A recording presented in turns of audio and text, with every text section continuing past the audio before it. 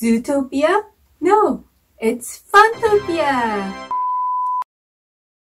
안녕하세요. 제니퍼의 펀한 이야기 채널 펀토피아에 오신 여러분 환영합니다. 관우의 번성 공격, 많은 분들의 손에 땀을 쥐게 했던 그런 멋진 전투죠. 조조는 관우의 번성 공격에 화들짝 놀라가지고 수도로 옮길 생각까지 하게 됩니다. 많은 분들이 번성 전투를 좋아하셔가지고 저도 열심히 준비해봤어요. 여러분 채널 고정, 시선 고정! 스킵하지 마시고 끝까지 보셔서 삼국지의 클라이막스 중에 하나인 번성 전투가 주는 재미와 교훈 모두 얻으시기를 바랄게요. 시작에 앞서서 아직까지 펀어니문화 구독자가 아닌 분께서는 구독 버튼 꾹! 좋아요와 알림도 꼭 부탁드릴게요. 더욱 알차고 유익한 컨텐츠로 보답하겠습니다. 바로 시작할게요. 이 관우의 번성 공격을 잘 이해하기 위해서 먼저 해야 될 게 있어요. 지도. 이 지리 공부를 먼저 하겠습니다. 한나라 말 중국에는 기본적으로 13주가 있었어요. 그 중에 형주는 중국의 핵심 지역에 자리 잡고 있었죠. 주 아래 단위가 군이죠. 이 중에 형주에는 7개의 군이 있었어요. 형주 북쪽에는 남양, 강하, 그리고 남군 3개의 군이 있었고 형주 남부에는 장사, 무릉, 영릉, 그리고 계양군의 4개의 군이 있었어요. 적벽대전 이후에 유비가 형주를 차지했다고요? 맞아요. 유비가 대부분을 차지했지만 다는 아니었어요. 적벽대전 이후의 상황을 보면 적벽대전에서 송건이 대승을 했죠. 그래서 송건을 도왔던 유비는 나의 공로도 좀 인정해줘 해서 송건한테 약간의 영토를 요청하게 돼요. 이에 송건은 유비한테 공안 등의 작은 성을 주게 돼요.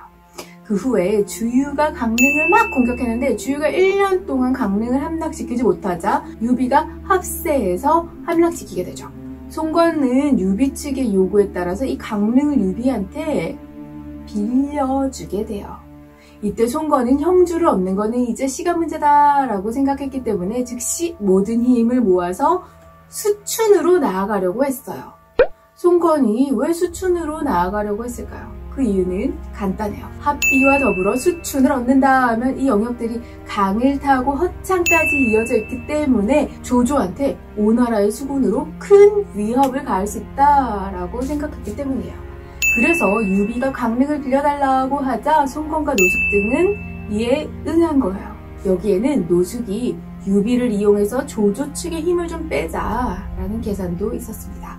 그런데 유비군은 이에 멈추지 않고 형남에 있는 4군을 모조리 빼앗아 버렸어요. 아, 내 거야. 아, 왜 이래? 너 다 버린 거잖아. 아, 버리긴 누가 버려?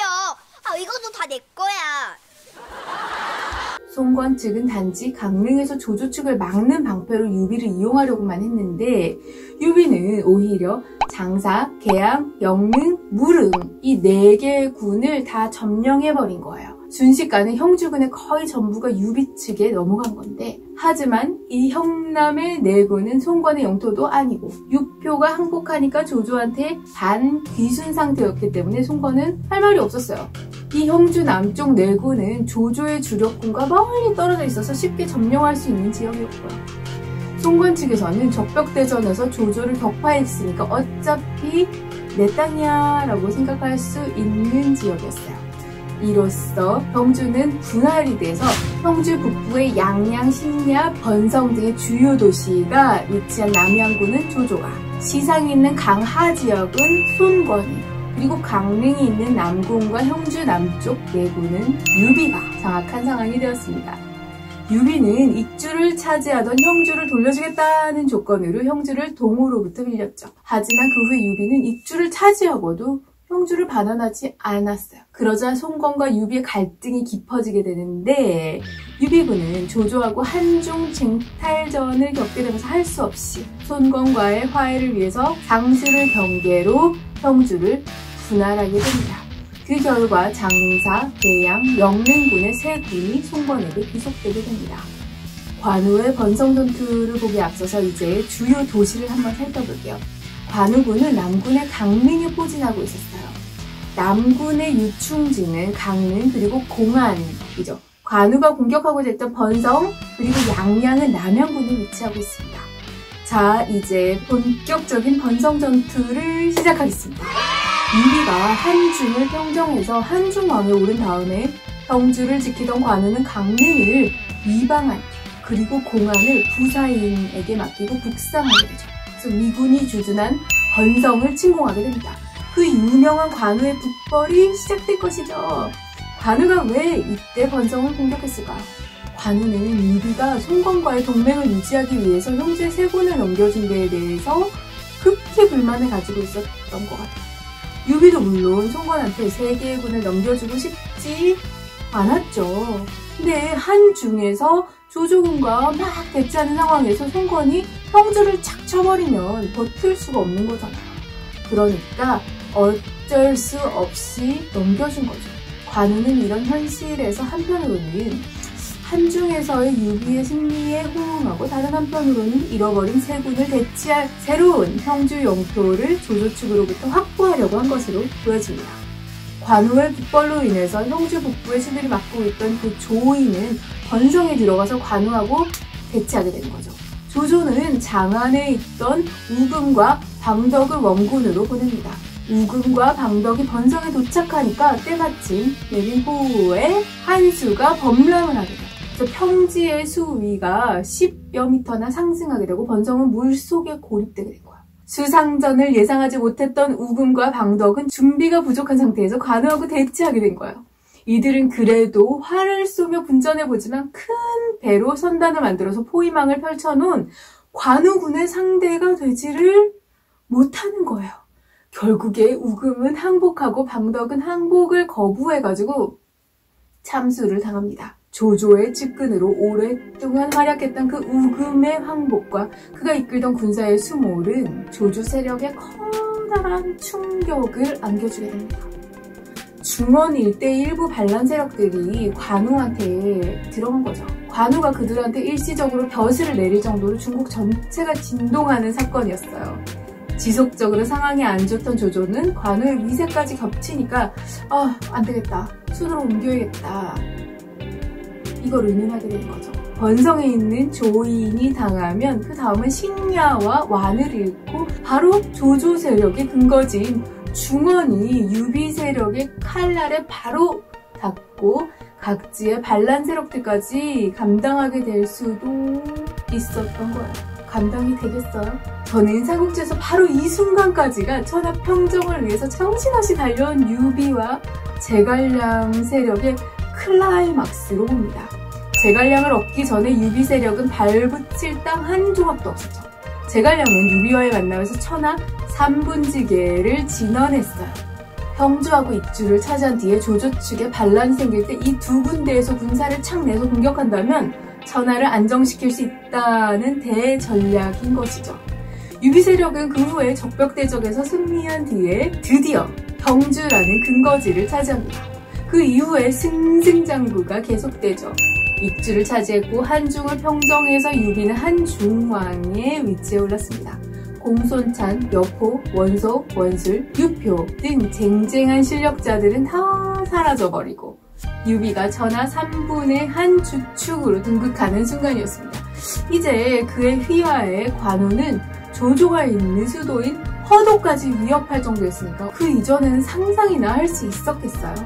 하지만 관우의 번성 전투에서 클라이막스를 찍은 유비 세력은 그 이후에 관우의 죽음과 형주의 상실로 이어지면서 가파른 하얀 곡선으로 이어지게 되는 것입니다. 그 후 이릉 전투의 패배로 촉은 2등 국가로 전락하고 제갈량은 국군을 돌이키지 못했던 거예요.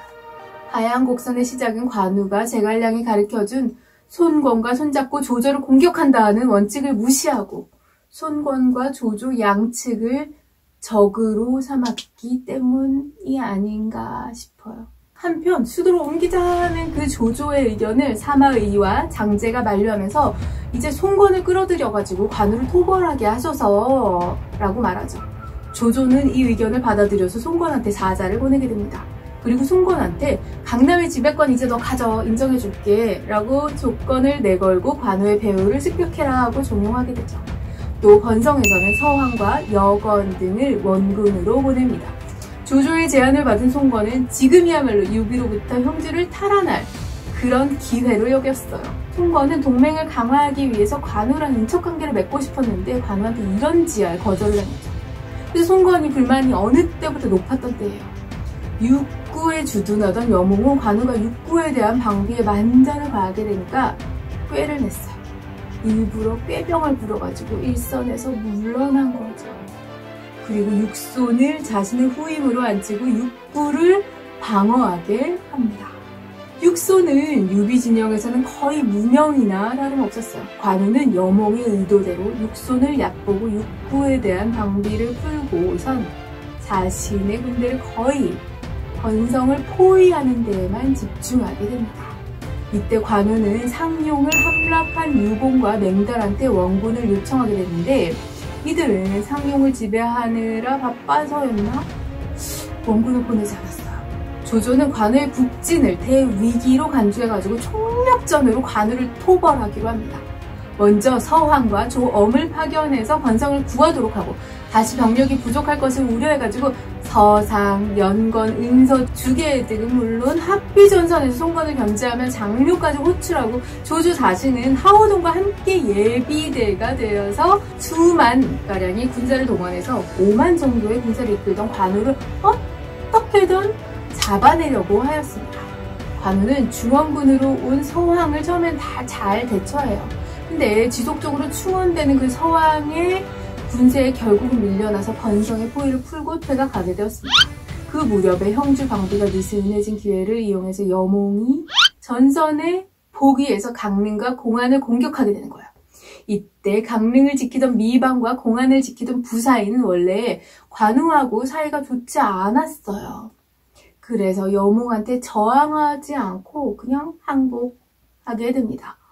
형주의 두 요충지를 힘도 들이지 않고 함락한 여몽은 관우를 추격하게 되는 거예요.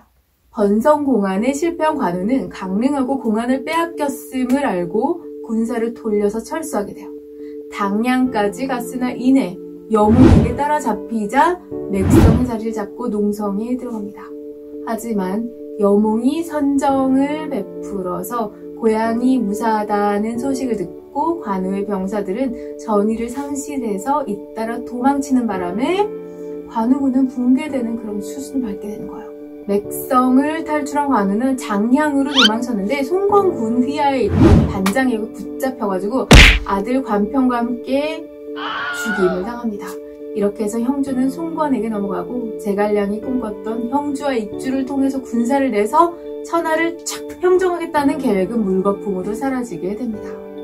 실제로 유비 측은 형주를 잃은 이후 모든 과정에서 영토면에서 뚜렷한 승리를 거의 얻지 못했습니다.